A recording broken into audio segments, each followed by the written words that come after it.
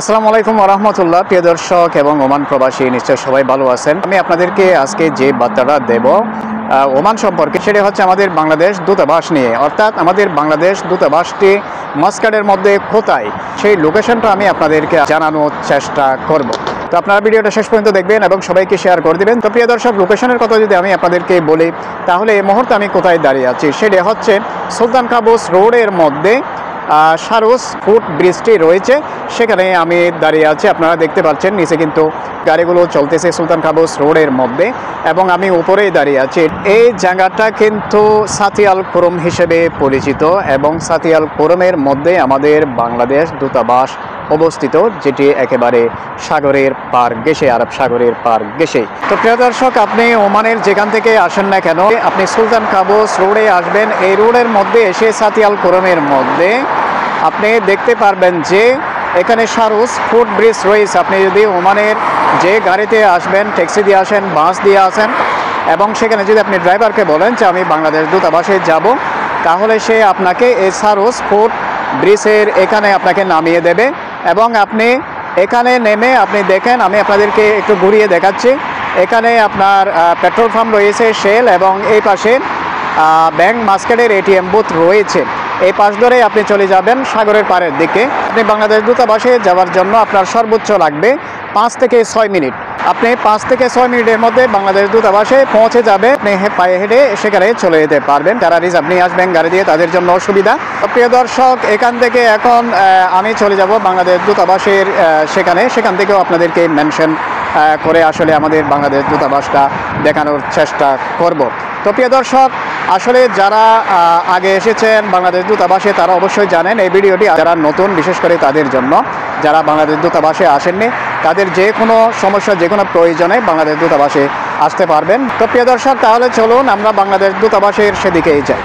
প্রিয় দর্শক, আপনারা দেখতে পাচ্ছেন আমি এখন যেখানে দাঁড়িয়ে আছি সেটি হচ্ছে আমাদের যে বাংলাদেশ দূতাবাস মাস্কাটের মধ্যে রয়েছে সেটির ঠিক পিছনে, এবং পিছনে রয়েছে কিন্তু আরব সাগর। এই আরব সাগর পার ঘেঁষে আমি কিন্তু দাঁড়িয়ে আছি। আপনাদেরকে মেনশন করার জন্য আমি এই লোকেশনটা বলে দিলাম। যেখানে দাঁড়িয়ে আছি এটি হচ্ছে, যদি আপনারা গুগলে সার্চ করেন দেখতে পারবেন যে সাতিয়াল কুরুম সারোস পার্ক। ঠিক আছে, দেখতে পাচ্ছেন আমার পিছনে ঠিক হচ্ছে বাংলাদেশ এম্বাসি আমাদের, এবং এটির আমি যেখানে দাঁড়িয়ে আছি আপনাদেরকে যদি একটু দেখাই, এটি হচ্ছে পিছনে আসলে সাগর। এই সাগরের ঠিক ঘেঁষেই আমি দাঁড়িয়ে আছি, এবং এই সাগরের যে পার্কটি রয়েছে এই পার্ক ঘেঁষে কিন্তু আমাদের বাংলাদেশ দূতাবাস। আপনাদেরকে আমি মেনশন করে দিলাম, আপনারা অবশ্যই দেখতে পাচ্ছেন। এবং আপনারা যারা বাংলাদেশ দূতাবাসে আসবেন, শুধুমাত্র বাংলাদেশ দূতাবাসে কাজ সেরে যাবেন বিষয়টি এমন নয়। আপনারা আসলে এখানে যদি লক্ষ্য করেন যে এখানে এই যে আরব সাগর অত্যন্ত সুন্দর, এই যে বীজ আগের থেকে অনেক সুন্দর করা হয়েছে চলাফেরার জন্য। এখানে বিভিন্ন আসলে ইন্টারন্যাশনাল ট্যুরিস্টরা এখানে আসে। এই যে আমি আপনাদেরকে একটু দেখাই ভালো করে, এই যে আমি যেখানে দাঁড়িয়ে আছি আরব সাগর। প্রিয় দর্শক, আপনি আপনার কাজ সমাপ্ত করার জন্য, কমপ্লিট করার জন্য আপনি যে আমাদের বাংলাদেশ দূতাবাসে আসবেন, আপনি যদি একটু প্রস্তুতি নিয়ে আসেন তাহলে আপনি এখানে বেড়াতে পারবেন। সমুদ্র সৈকত এখানে রয়েছে, আপনি এখান থেকে আপনি বিনোদন পাবেন, আপনার মাইন্ড ফ্রেশ করতে পারবেন। এখানে সময় দিয়ে আপনি এই বীজটা আসলে দেখতে পারবেন। সাগরের সৌন্দর্য যে রয়েছে সেটি আপনি এখান থেকে উপভোগ করতে পারবেন। অর্থাৎ আপনার কাজগুলো হতে হতে যদি একটু সময় নেয়, তাহলে এই সময়ের মধ্যে আপনি এখানে ঘোরাঘুরি করতে পারবেন এই বিচের মধ্যে। সেই সুযোগ আসলে এখানে রয়েছে আপনার জন্য। যদি আমি একেবারে আপনাদেরকে বলতে চাই, বিশাল একটি কিন্তু সমুদ্র সৈকত রয়েছে, আপনি অনেক দূর পর্যন্ত যেতে পারবেন। আপনারা দেখতেই পাচ্ছেন এই যে বিশাল একটি এরিয়া।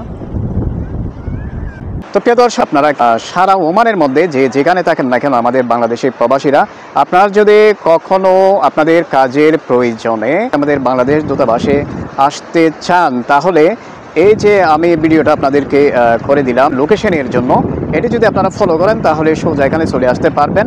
তো আমি আপনাদেরকে বলবো যে আপনাদের কোনো জিজ্ঞাসা বা প্রশ্ন যদি থাকে, আপনারা আমাদের ফেসবুক পেজ এবং চট্টগ্রাম সময় টিভি ইউটিউব চ্যানেলে কমেন্ট করে জানাতে পারেন। আমি সর্বোচ্চ চেষ্টা করব আপনাদের প্রশ্নের উত্তরগুলো দেওয়ার জন্য।